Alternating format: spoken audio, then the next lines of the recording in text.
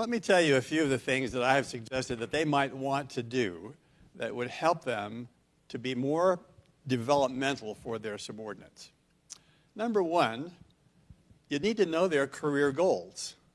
So I've suggested to them that, if you want to help a person grow and develop in their career, it's really important that you know precisely what their aspirations are for their future.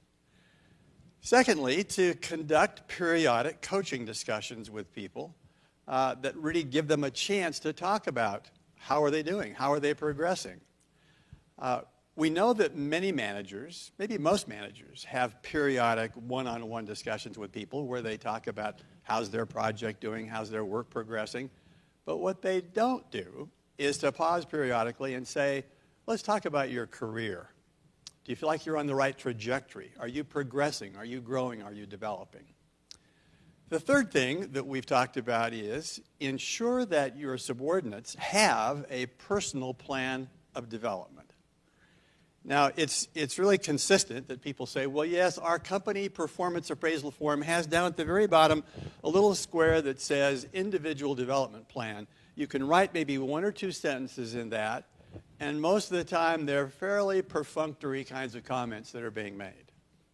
Well, the third suggestion then is ensure that your subordinates have a rather well thought through, pretty comprehensive personal plan of development. And the fourth suggestion is hold people accountable to that with as much kind of vigor and seriousness as you give to any of their other performance objectives. Really hold them accountable for following through and doing something about this personal plan of development. I think it's also important to show interest in any developmental experiences that they're having.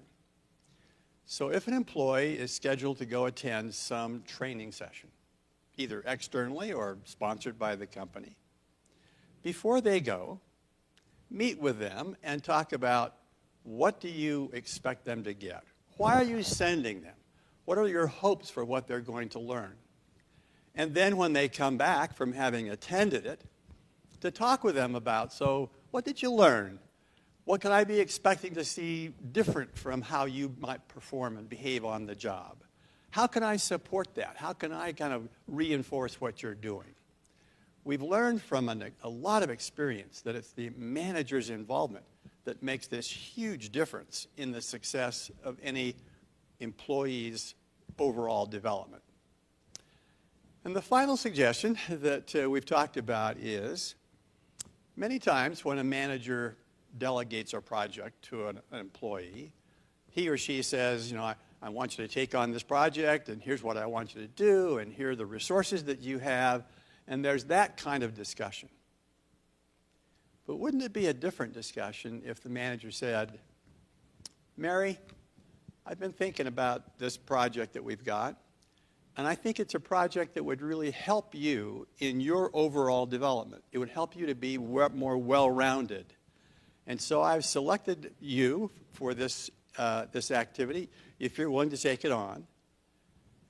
Wouldn't that discussion have a far different kind of meaning than just, would you take this on because I need to have it done? If managers will do these 6 things, what we've found is the employee wins, the organization wins, and the manager wins. The employee is being developed. They feel like they're moving forward. They appreciate the organization's interest in their progress. The organization benefits by having an even more capable workforce. And the manager is kind of blessed by having an even more competent, capable employee who looks at him or her and says, boy, they really care about my development. I'm going to put forth extra effort for this job. And so it's a wonderful activity in which everyone wins.